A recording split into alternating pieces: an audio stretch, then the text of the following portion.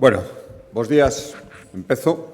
Rematado o Consello da Xunta de Galicia, como sempre, paso a darlles conta dos asuntos máis importantes que tratamos e acordamos. En primeiro lugar, dous nomeamentos polo Consello da Xunta de Galicia. O primeiro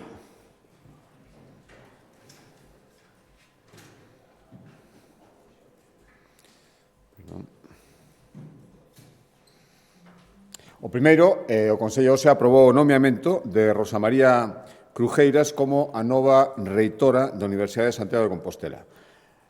Como saben, é a primeira muller na historia da Universidade Galega en asumir o cargo de reitora. Por suposto, desesámoslle a mellor das sortes e toda a colaboración que tivemos co equipo reitoral anterior agardamos, desde logo, mantela. Se pode ser, que seguro que sí, aumentala en beneficio da Universidade Galega e de Galicia, e tamén quero aproveitar para darlle as grazas e agradecerlle a súa colaboración, a lealdade institucional do reitor saínte Antonio López. Decía que había dous nomeamentos. O segundo nomeamento, o Consello aprobou o nomeamento de Xiana Fernández Albor como nova presidenta do Padroado do Parque Nacional das Illas Atlánticas de Galicia. É licenciada en Ciencias Ambientais, técnico superior en Xestión e Organización de Recursos Naturais, divulgadora científica, unha amplia trayectoria. Neste cometido participou en varios proxectos internacionais con universidades tamén e institucións a nivel internacional e, polo tanto, desesámoslle sorte nesta nova etapa e agradecémoslle tamén a Fernando Garrido que deixa o cargo polo traballo realizado durante todos estes anos. Pasando aos asuntos ordinarios, o primeiro, un balanzo, non exactamente un acordo, que presenta, pero moi ha caído nestas datas, a Consellería de Facenda, sobre as deducións das rebaixas fiscais que ten en marcha Galicia. Saben que este mércores empeza a campaña da renda. Como na Xunta levamos apostando por moitos anos por implantar rebaixas fiscais, non subir impostos e baixalos sempre que podemos, pensamos, a Consellería de Facenda, que é un bom momento para facer este balance. Fomos a primeira comunidade en equiparar no IRPF as familias de 2 fillos coas familias numerosas de 3. Agora mesmo se benefician 190.000 familias en Galicia destas deducións. Siguen vixentes as deducións por nacemento, adopción e acollemento familiar. Tamén as rebaixas fiscais para os menores de 35 que vivan de alugueiro e para os propietarios que rehabiliten vivendas nos cascos históricos. Estos son algúns exemplos. En global, os datos os avaliados no Consello, por este informe que presenta a Consellería de Facenda, revelan que os beneficios fiscais aplicados pola Xunta de Galicia, contados solo dende o ano 2022, van permitir a cada contribuinte galego aforrar nesta campaña que empeza unha media de 473 euros por declaración.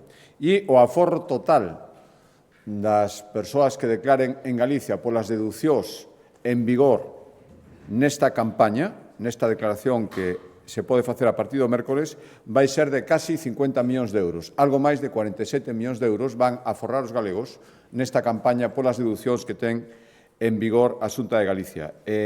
Vanse aplicar por primeira vez novos beneficios fiscais que implantaron e aplican na declaración deste ano. Por exemplo, a deducción do 15% pola compra de libros de texto e material escolar, ata 105 euros por alumno, ata un 15% dos custos de reformar unha vivenda baleira para poñela en alugueiro, ou a posibilidade tamén de descontar ata 500 euros no caso de arrendar un piso que non estivera en uso. Tamén se van poder deducir as axudas dirixidas aos pacientes con ELA, as que dá a Xunta de Galicia, ou tamén os afectados pola talidomida e, por suposto, os afectados pola vaga de lumes non terán que cotizar polas axudas recibidas da Xunta de Galicia. Cambio de acordo de Consellería, a proposta da Consellería de Cultura, hoxe renovamos o convenio que, dende hai anos, se mantén a 3 bandas entre a Xunta de Galicia, o Parlamento e a Universidade de Santiago para manter e para ampliar os recursos xurídicos en galego que están alosados na plataforma lex.gal. Destinamos 105.000 euros este ano para manter este repositorio de recursos xurídicos en galego e para incluir novas posibilidades. Este ano a novedade é un motor baseado na inteligencia artificial para poder aplicalo nas búsquedas e nas descargas que se fagan nesta plataforma lex.gal.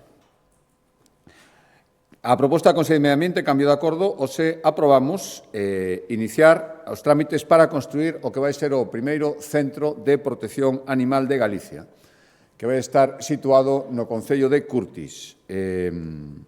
O investimento van ser 4,5 millóns de euros e capacidade para albergar ata 300 cans e 200 gatos. 2.000 metros cuadrados de instalacións que contarán con área de cuarentena, maternidade, hospitalización e de illamento cando sexa necesario. Isto respecto en un compromiso de construción, aprobámoslo hoxe, do primeiro Centro de Protección Animal, respecto a compromiso de habilitar parques caninos nas cidades galegas, decir que xa está o de Ferrol, e este ano esperamos comenzar as obras en Pontevedra, Lugo, Santiago e Ourense. No caso de Pontevedra xa está redactado o proxecto na zona da Parda, nunha parcela cedida polo Concello. Estamos rematando de redactar o proxecto en Lugo, no Parque de San Sillao, e agora mesmo estamos en fase de avaliación da localización que propuso o Concello de Santiago e agardando unha nova ubicación. Había unha, pero despois hubo que cambiala, porque o Concello, a voluntade do Concello, unha nova ubicación que o Concello de Ourense se comprometeu en suministrarnos inmediatamente en canto se avaliará e se fará o proxecto correspondente si é válida. Os Concellos de Vigo e Coruña, a pesar de asunta terse dirixido a eles nese sentido, non, polo menos ata agora, non manifestaron o seu interese en ter un parque canino construído pola Xunta de Galicia. Bueno, de seguir así a situación, estamos avaliando atender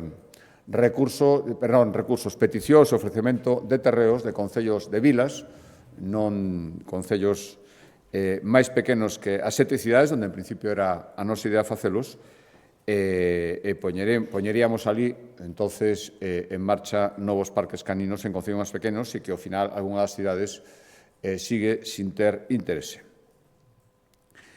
Sector primario, a proposta do Consello de Medio Rural, hoxe fixemos un balance, ratificación das medidas que estamos poñendo en marcha para evitar a entrada en Galicia dunha enfermidade que preocupa e moito os nosos gandeiros. Estou falando da dermatose nodular contagiosa, é unha enfermidade grave para o gando, transmitida a través dun mosquito, non afecta as persoas, é certo, aínda que teñan contacto cos animais, nin consuman a carne ou o leite, pero sí que afecta gravemente aos animais infectados, tanto que, segundo as normas da Unión Europea, hai que sacrificar a todos os animais dunha granxa, aínda que só haxa un único caso positivo. Os focos agora mesmo en España son 20, están todos localizados en Cataluña e en Aragón, e o que temos que facer todo o que este na nosa man para evitar que se propaguen a Galicia. Por lo tanto, o que acordamos foi manter as medidas diseñadas para evitar a entrada da dermatose nodular en Galicia e, ao mesmo tempo, facer unha serie de demandas de coordinación ao Goberno Central e a Unión Europea. Como digo, a principal prioridade para a Xunta é evitar a entrada dun animal infectado en Galicia, por lo tanto, caso un positivo, e polo menos os acordamos que ata finais do mes que estamos comezando, ata finais do mes de abril, sigan vixentes as seguintes medidas. Primeiro, nos mercados e feiras de gando ordinarios que se celebran periódicamente en Galicia só poderán participar animais procedentes de explotacións galegas, non procedentes de fora.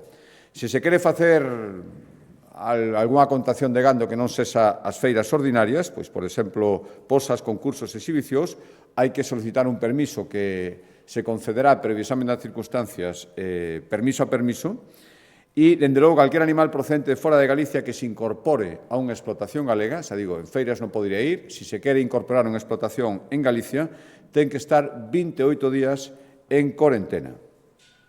Estas son as medidas a aplicar en Galicia. Ao mesmo tempo, decía, reclamamos ao Goberno unha coordinación xeral, este é un problema a nivel nacional, e esa coordinación, aparte de queremos que se homoxenicen, que sexan homoxéneas as medidas que anunciei agora que tomamos para Galicia, intentaron a homoxeneización en todo o territorio nacional e tamén en canto ás indemnizacións que, no seu caso, houbera que pagar os afectados. E a Unión Europea tamén lle facemos demandas. Como saben, a conselleira de Medio Rural estivo a semana pasada en Bruselas, co comisario encargado dos temas de sanidade animal, trasladándolle o que estamos facendo en Galicia, facendo unha serie de reclamacións. A máis importante é que exista unha vacina das chamadas marcadas, é dicir, que permita diferenciar entre os animais vacinados e os enfermos sin vacina. Agora mesmo non se pode diferenciar cando un animal dá positivo se é porque se administrou a vacina ou é porque está enfermo directamente e, por lo tanto, eso obligaría ao sacrificio. Por tanto, unha vacina que permita esa distinción e esa vacina ten que vir a nivel europeo. Porque a toda agora non se están vacinando os animais precisamente por esa circunstancia. Cambio de consellería de acordo, a proposta da Consellería de Emprego, hoxe demos o visto e prace ao plan de impulso da Rede de Mercados Excelentes de Galicia, Horizonte 2030. Estamos falando de 23 millóns de euros, co que queremos que os 4 mercados excelentes que existen agora mesmo en Galicia, Tomiño, Vilagarcía, Pontedeume e Carballo, se engadan ata 25 espazos, 25 mercados máis. Tanto unha folla de ruta para colaborar cos concellos, que son os titulares destes mercados, donde haberá novos requisitos, pois, por exemplo, para acollerse a este plan e estas subvencións, a Xunta de Galicia subvencionaría ata o 70% dos custes de conversión deste mercado en excelente, pois se pide que os edificios teñan valor patrimonial, que haxa estudios, prospeccións feitos para implantar melloras nos mercados, terán prioridades se están en cascos históricos, si concentran as súas vendas en produtos que sexan motor da economía local. Bueno, unha serie de características que están nesta folla de ruta, 23 millóns ata o ano 2030 para transformar en excelentes 25 mercados en Galicia, con apoio por parte da Xunta, como decía, ata o 70% dos custes desta transformación. En política social, seguimos asinando acordos coas entidades que traballan na área de discapacidade. Nesta ocasión son 3 as beneficiadas, a Federación de Asociacións de Persoas Sordas de Galicia, para manter o servicio de intérpretes en lingua de signos nos actos públicos e tamén nos actos que se solicite esta participación, esta traducción por parte de entidades de carácter social, a Confederación Galega de Persoas con Discapacidade, COGAMI, e a Federación Galega de Asociacións de Atención a Persoas con Parálisis Cerebral, ASPACE Galicia. En total, son 1,8 millóns de euros os que destinamos a estas 3 asociacións. Acordos sanitarios, o primeiro, o convenio de colaboración coa Asociación de Enfermos de Ril Alcer de Lugo, un convenio específico que mantemos coa asociación en Lugo para sufragar o traslado dos pacientes que teñan que someterse a hemodiálise nesta área sanitaria en Lugo. Son casi 700.000 euros para atender os desplazamentos da media de 160 pacientes que usan este servicio cada mes.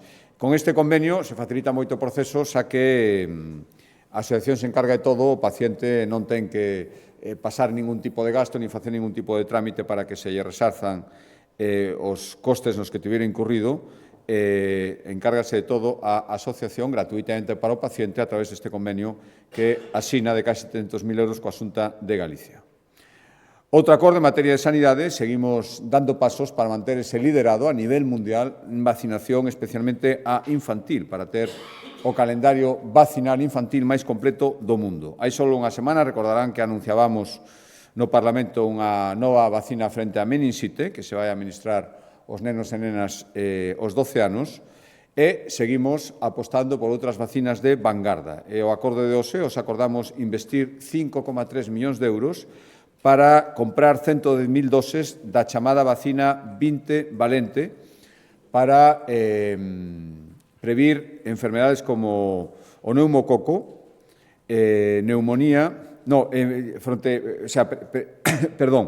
para previr frente ao neumococo e protexer de enfermidades graves como a neumonía, a sepse ou a meningite.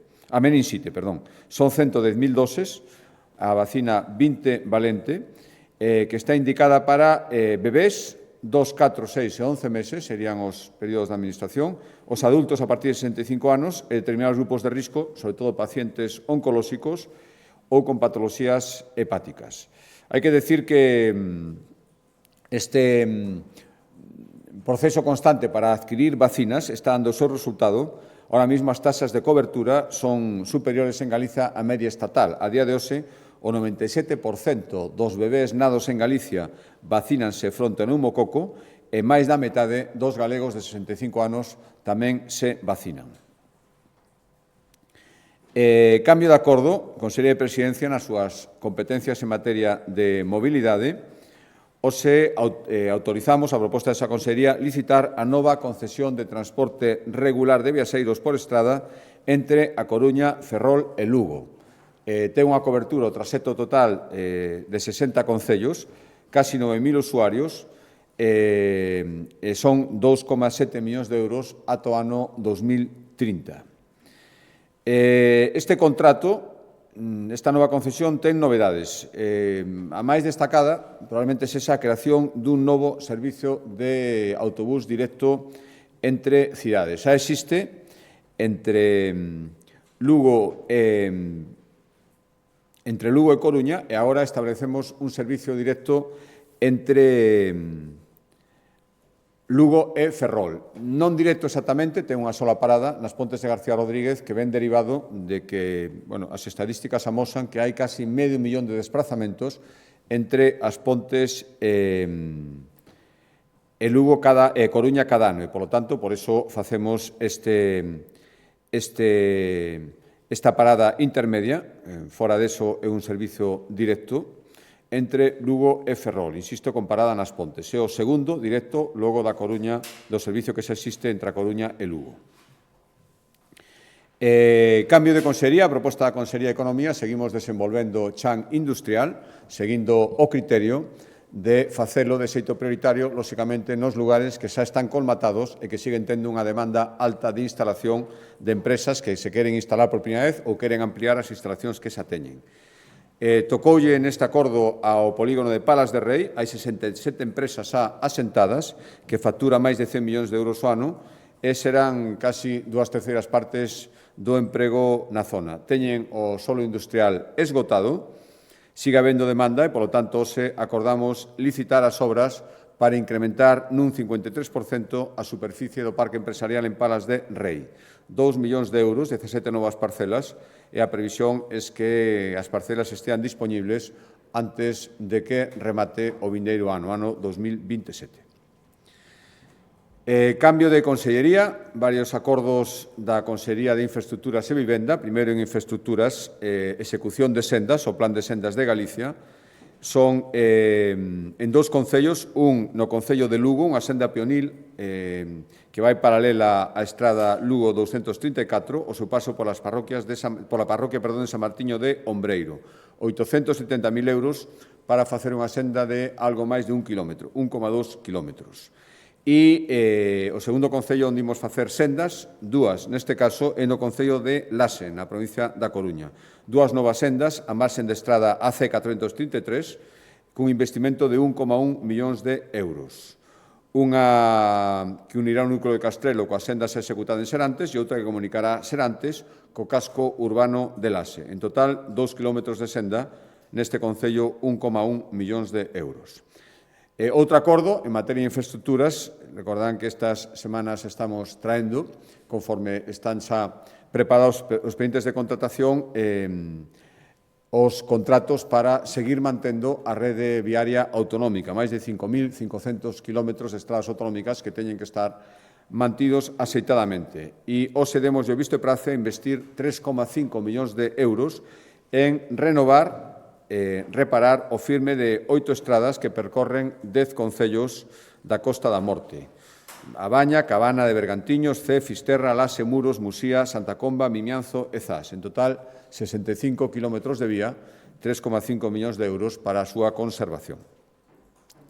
E decía que había acordos, como todos os consellos en materia de vivenda, para seguir cumprindo os obxectivos de legislatura que temos marcados. e eso nos leva a acordar licitar obras para construir venda pública en 2 concellos que previamente xa cederan os correspondentes terreos á Xunta de Galicia. Estou falando dos concellos de Teo, en Coruña, e de Lalín, en Pontevedra. Hoxe acordamos licitar as obras para construir 43 vivendas nestes 2 concellos. O custe total son 8 millóns de euros. 5 van ser para 26 inmobles de promoción pública na zona das Galanas, en Teo, que se van a engadir a outras 36 que se van facer noutra parcela que tamén nos cedeu o Concello, e os outros algo máis, 3,2 millóns de euros, é para construir 17 inmobles nunha parcela cedida polo Concello de Lalín, na zona da Ronda Leste Agro.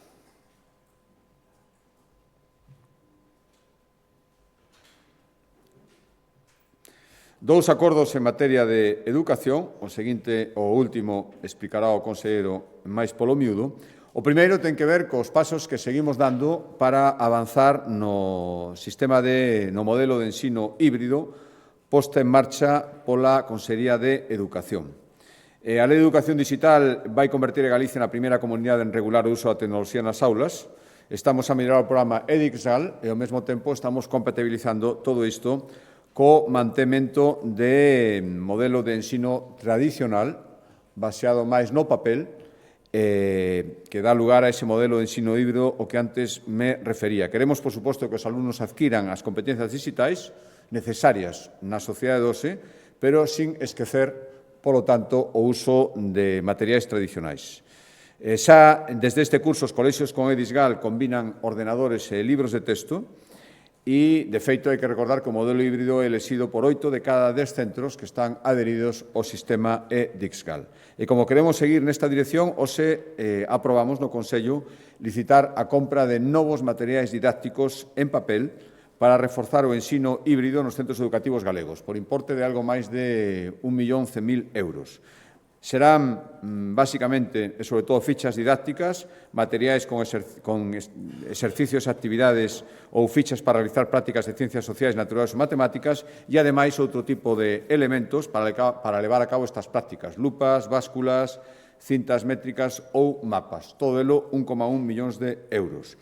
Recordo que a implantación do modelo híbrido vai ser progresiva, empezaremos por diferentes niveis educativos, iremos subindo, e o obxectivo é beneficiar neste modelo híbrido a 25.000 alumnos e alumnas nos vindeiros 2 anos. E o último acordo, que, como decía, explicará máis detidamente o conselleiro, se refire a un importantísimo asunto de carácter estrutural no que a Xunta está embarcada en hai tempo, que adoptar medidas para seguir reducindo a taxa de abandono escolar en Galicia. Os datos non son malos. Pechamos 2025 cunha taxa do 10,4%, que é 3 puntos por debaixo da media estatal de abandono escolar. E, se retrocedemos un pouco, ano 2009, advertimos unha notable melloría. Hai 15 puntos menos de abandono escolar en Galicia do que había no ano 2009. Pasamos do 26 a un pouquiño máis do 10%. Evidentemente, son bons datos, imos no bo camiño, pero non podemos conformarnos, ni moito menos. Por exemplo, hai cifras todavía que teñen que preocuparnos. A taxa de abandono educativo temperá sigue, por exemplo, sendo o doble entre os homes que entre as mulleres. Por lo tanto, a Xunta vai seguir adoptando medidas, imos poñer en marcha un programa específico para reducir o abandono escolar centrado en varóns e na poboación emigrante, entre outras medidas. Pero para explicarlo máis pelo miúdo, dou a palabra ao conselleiro.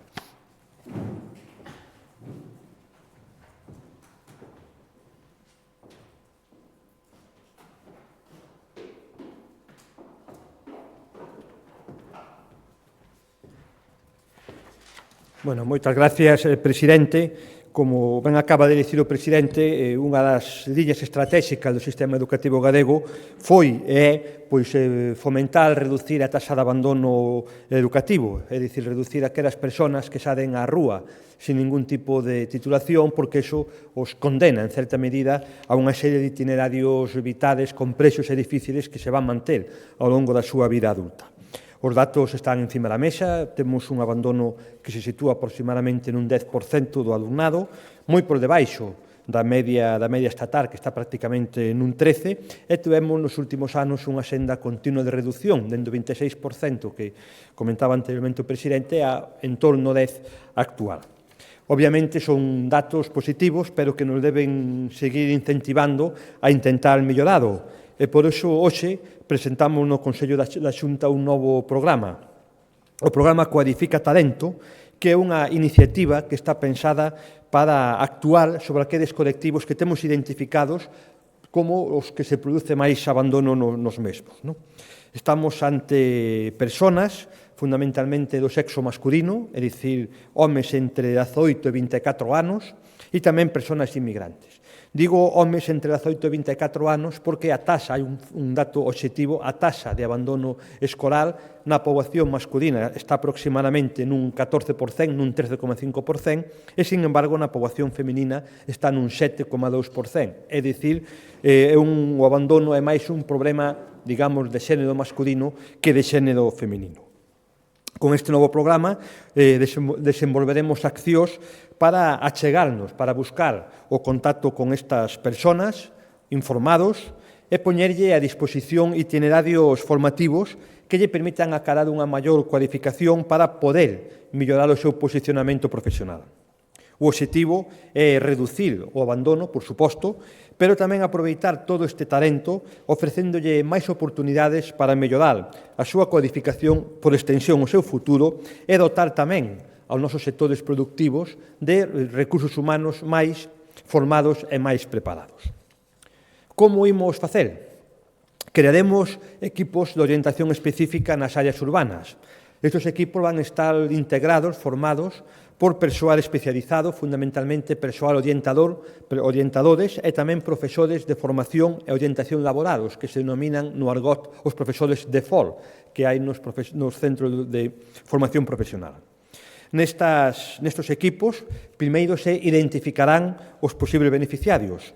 Contactarase con eles, fundamentalmente por vía telefónica ou por outras vías, se lle proporcionará información e asesoramento específico e se fomentará a súa reincorporación ao sistema educativo cas medidas de flexibilización necesarias para que posteriormente poidan dar o salto ao mundo profesional con máis garantías. Para isto, usaremos, por unha parte, as novas tecnoloxías, ferramentas de inteligencia artificial como OPI Orienta, na cual se dá toda a información de oferta e itinerarios no ámbito da formación profesional, pero tamén estaremos en contacto e traballaremos mau a mau con organizacións como Cáritas ou colectivos ou asociacións que realizan un labor de atención a persoas desfavorecidas ou tamén a persoas inmigrantes. Os equipos de orientación, estes equipos, analizarán as circunstancias particulares individualizadas de cada persona para propoñerlle as opcións formativas e educativas máis axeitadas. E serán fundamentalmente dúas. Por unha parte, a formación profesional acelerada e, por outra, todas as ensinanzas que serán nas escuelas para persoas adultas, é dicir, nas EPAPUs e tamén, neste caso, nas escuelas oficiais de idiomas, pensando no ámbito das linguas. Os itinerarios formativos, obviamente, se adaptarán ás características destas persoas. Non é o mesmo ter unha titulación, o que se dicía anteriormente de graduado, que non tera, ou ter coñecemento, no caso das persoas emigrantes, ou non ter coñecemento dunha lingua cooficial de Galicia. Esta formación se impartirá, se poderá cursar nos centros de formación profesional, nos centros de educación para adultos, nas EPAPUs e tamén nas escuelas oficiais de idiomas. E tamén, a maiores, se promoverá a incorporación destas persoas aos procedementos de acreditación de competencias que poden tamén facilitar ter un recoñecemento da experiencia laboral por parte das persoas que participarán neste programa. Estamos xa neste momento traballando na conformación dos equipos de cualificación de Cualifica Talento. Nos próximos meses, de xeito inmediato, comenzarán a conectar, a contactar coas persoas interesadas, co perfil Diana, neste caso, para que se poidan xa no verán matricular e comenzar a súa formación, os seus itinerarios formativos xa no curso que ven. Estimamos inicialmente un público diana en torno a 10.000 persoas, que alcanza en torno a 10.000 persoas, e xa no vindeiro curso o noso obxectivo é achegar tamén de xeito progresivo, pois estas medidas a aproximadamente 2.000 personas, como xa dixen, co obxectivo de mellorar a súa cualificación, a súa formación e, por conseguinte, a súa empregabilidade. Cualifica Talento non é unha acción aillada, senón que se vencella con outros plans e outras estrategias.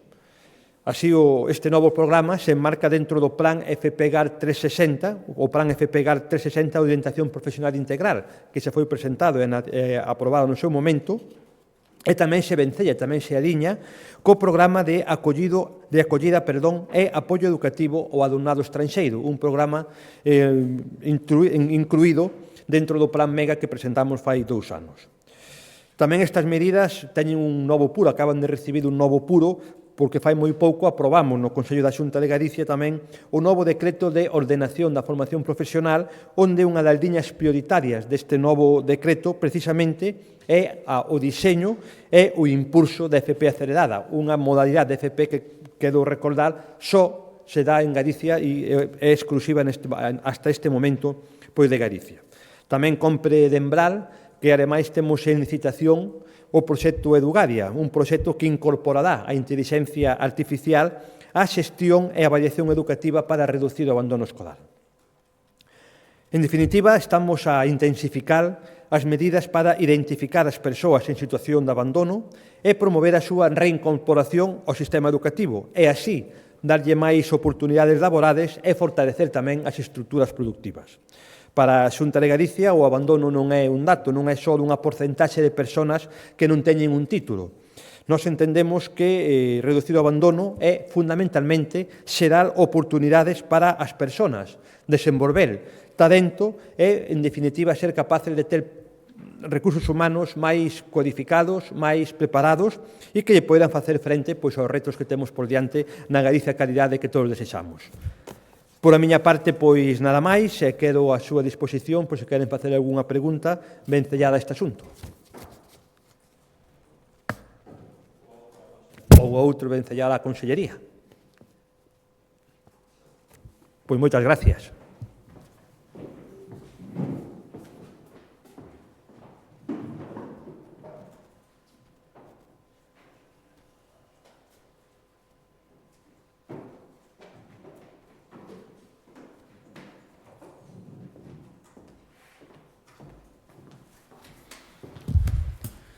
Bo día, presidente. Dúas cuestións. A primeira relativa ao pleno do mércores no Parlamento, ese debate de Estado de Autonomía. A oposición di que a maioría das propostas do ano pasado quedaron en papel mollado e queren saber se vai a presentar este ano obxectivos que poida cumprir. Por outra banda, quería preguntarlle se comparte vostede o que dicía o director da Axencia de Turismo de Galicia de que os localismos están impedindo ter unha política aeroportuaria sólida, en consecuencia tamén turística, e se cree axeitada esa proposta que facía o clúster neste sentido de especializar os 3 aeroportos galegos. Gracias. Sí, mire, respecto do DEA, do debate de Estado de Autonomía, terá lugar a partir do mércores no Parlamento. Me gustaría, primeiro, destacar, sei que non debe ser así, pero visto o panorama que vemos noutros sitios, a normalidade institucional que supón que en Galicia haxa debate de Estado de Autonomía todos os anos, salvo o ano que hai investidura, igual que aprobamos orzamentos, celebramos un debate sobre o Estado de Autonomía. Creo que o que hai que facer, e o que imos facer, farémoslo primeiro para rendir contas do feito a toda agora, estamos no ecuador desta legislatura, e tamén para falar do que queremos facer no tempo que resta. Hai unha guía que é o programa electoral, os compromisos cos que os galegos nos deron a súa confianza, outros, ademais, que fomos anunciando derivados das circunstancias, e isto é o que imos explicar. Polo tanto, no debate, por suposto, falaremos diso. O nivel de cumprimento é alto, 85%, decíamos en días anteriores, moitos xa rematados, outros en marcha, lóxicamente, porque restan todavía 2 anos de legislatura. Bueno, a oposición está, por suposto, no seu dereito e probablemente no seu papel de facer críticas, sempre as fai, normalmente sin coñecer as propostas, e eu intentarei demostrar, xa digo, para facer balance e para facer novas propostas no DEA, que as cousas se están facendo, creo que, bueno, como é a nos obriga, cumprindo aquelo o que nos comprometimos. Xa lle gustaría ao Bloque Nacionalista Galego ter o mismo nivel de cumprimento nese programa co que lle deu a investidura a Pedro Sánchez, e do cal está todo sin facer a día de hoxe. Respecto da segunda pregunta, mire, na miña opinión, notase que xa nos estamos achegando, queda un ano para as eleccións municipais, bueno, pois os de sempre empezan a facer o de sempre.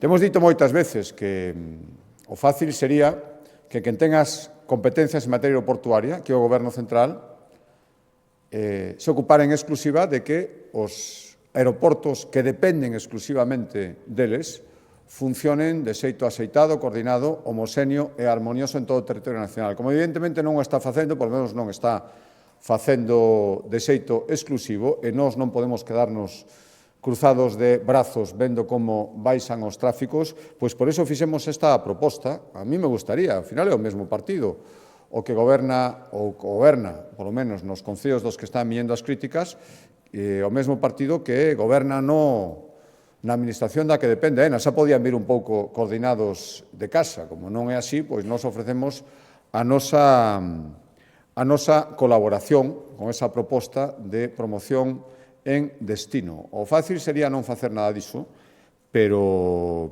creo que non sería responsable. Sí, dende logo, eu creo que é necesario coordinarnos, para eso estamos nós. Galicia, ao final, é un destino único con 3 aeroportos e, por suposto, todos teñen dereito a ter tráficos aéreos. É bo para toda Galicia que cada un dos 3 aeroportos funcionen. En eso estamos. Eu non vou criticar nunca cando se fan propostas, pode estar máis ou menos de acordo. O clúster fixo a súa proposta, é unha proposta, dende logo, do clúster. A nosa proposta de coordinación non vai por aí, pero benvidas esas propostas. Para ponerse victimista e decir, como sempre, que a culpa é dos demais, para eso xa están algúns responsables municipais. Boa tarde, presidente. Respecto ao paquete de axudas que aprobara no Consello da Xunta da semana pasada, para paliar a crisis da guerra do Irán, sectores do agro, da pesca e do transporte botaban en falta que non houbera tamén medidas ou axudas directas para paliar ou amortecer a subida dos combustibles, porque consideran que este era o que máis lle golpeaba e o que máis urxía adoptar. E dicían que outras comunidades sí que adoptaran medidas nese sentido, como Baleares ou Canarias. Entón, a cuestión é por que a Xunta optou por non disponibilizar este tipo de axudas directas. Gracias. Bueno, primeiro, cada comunidade autónoma ten as súas circunstancias, esas dúas que vostede nomeaba máis moi especificamente, sobre todo en materia fiscal e en materia de combustibles, e en todo caso sí que hai axudas directas da Xunta de Galicia. O 50% dos descontos en combustible que poderon ter os galegos durante estas vacacións son asumidos pola Xunta de Galicia cunha rebaixa nesa mesma cantidade nos orzamentos. Non son axudas o 100% do Estado, o 50% son da Xunta de Galicia, xa as cuantificamos e, polo tanto, creo que unha cantidade importante que se engade o máis de 150 millóns noutro tipo de medidas. Boa tarde. Nesta semana de debate de Estado de Autonomía, quero lle preguntar por unha senda que está seguindo o PP a nivel estatal, podemos decir, que é o de adianto electoral. Quero lle preguntar se isto vai interferir de alguna forma en Galicia, é dicir, se vostede ten planeado esgotar a legislatura. E, por outra banda, hoxe arrancou xa o xuízo polo caso Kitchen, que hai exaltos cargos do PP investigados. Quero lle preguntar que opina vostede deste caso e das cuestións das que se acusa o seu partido, o PP, para ocultar casos de corrupción. Gracias. Mire, teño dito varias veces que o que decida cada presidente ou presidenta autonómica, lóxicamente, vai a súa responsabilidade tendendo as circunstancias de cada comunidade autónoma, tanto nas opinións que poden vertir como en decisións tan importantes como a data electoral. Eu, desde logo, a día de hoxe, acabamos de pasar, ainda non, o Goberno tomou posesión a mediados de abril o Ecuador da legislatura. A miña intención é ter moito tempo por diante para executar todo aquilo que nos comprometemos, que é o que a xente nos exixe, e por iso decía que no debate desta autonomía faremos balance do feito a toda agora e falaremos do que queremos facer no tempo que resta. Por lo tanto, para iso é necesario que reste tempo e a día de hoxe a estabilidade institucional e o tempo por diante para facer cousas eu valoro moito.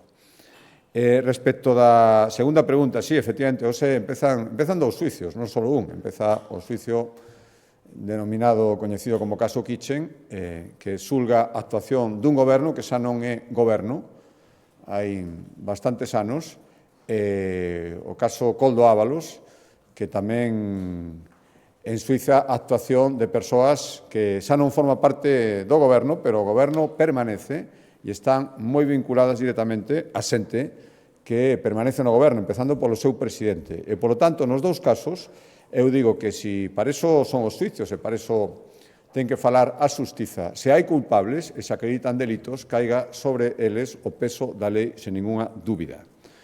Nos dous casos, e, dende logo, o que non vale e, como algúns responsables políticos, incluso do goberno, están facendo, falar moito de un para que non se fale do outro. Hai que falar dos dous e dicir que haxa xustiza nos dous. Bos días. Eu quería volver sobre o debate do Estado da Autonomía de pasada mañá. Quería saber se nos pode facer algún pequeno avance de por onde van ir esas propostas novas. Gracias.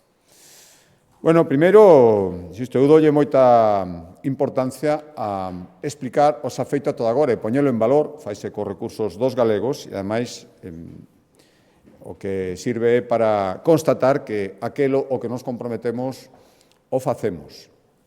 E se algunha cousa non se pode facer, por suposto, tamén somos responsables deso, e hai que explicar cales son as circunstancias. Digo porque iso vai ser unha parte, polo menos a miña intención, na que quero centrar o debate da autonomía, e a partir de aí as propostas, algunhas xa están en marcha, hai que completalas, e outras serán novidades derivadas do devir diario, das circunstancias que van aparecendo, de novos problemas que hai que solucionar, pero o eixo vai seguir sendo a vivenda, que, dende logo, é un dos temas centrais desta legislatura. Hai cousas que cumprir en materia de vivenda, novas cousas que aportar, facer fronte a cuestións que agora mesmo están de actualidade e que son moi necesarias, se poden convertir en problemas, xa están afectando a nosa productividade e, polo tanto, queremos actuar sobre iso e tamén seguir insistindo en facer todo o posible para ampliar as coberturas de carácter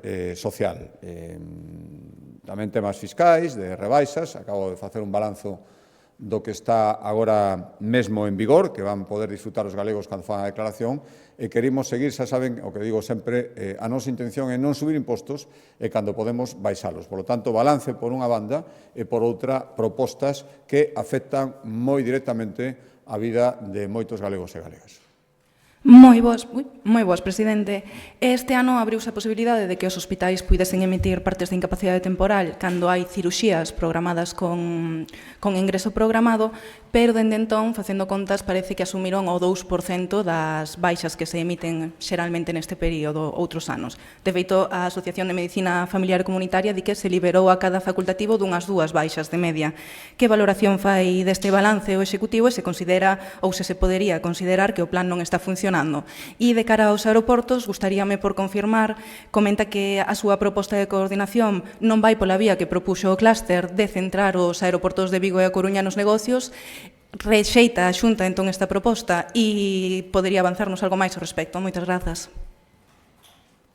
Sí, a primeira pregunta. Bueno, é unha medida novidosa e, por lo tanto, como toda medida novidosa é complexa, os arranques sempre son máis lentos. Por suposto que hai que mellorarle, por suposto que hai que mellorar esas cifras e, bueno, no debate desta autonomía falaremos dese tema sin ninguna dúbida porque é un asunto que agora mesmo decía que hai cuestións que están comprometendo a nosa productividade, están as cifras a vista de todos e, polo tanto, remítome o que dentro de 2 días falaremos dese tema e de outros e haberá propostas nese sentido.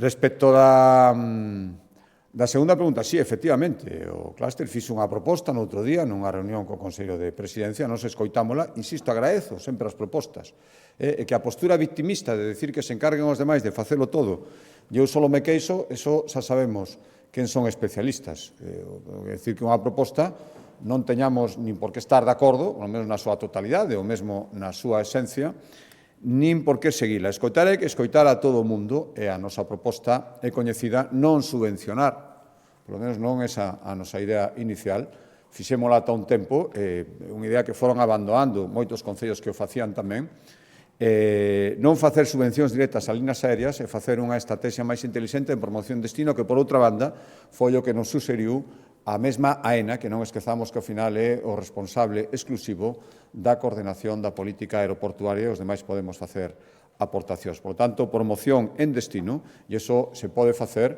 nos 3 aeroportos, e, polo tanto, queremos a implicación de todas as administracións, que en Galicia son, dende logo, os concellos con aeroporto, pero non só, porque áreas de influencia tamén os que atañe, e as diputacións, que aí tamén teñen moito que decir, e seguiremos avanzando. Esta mesma semana haberá avances máis concrecións sobre a proposta que fixo no Comité de Coordinación o Conselleiro hai un par de semanas. Moi ben, moitas gracias.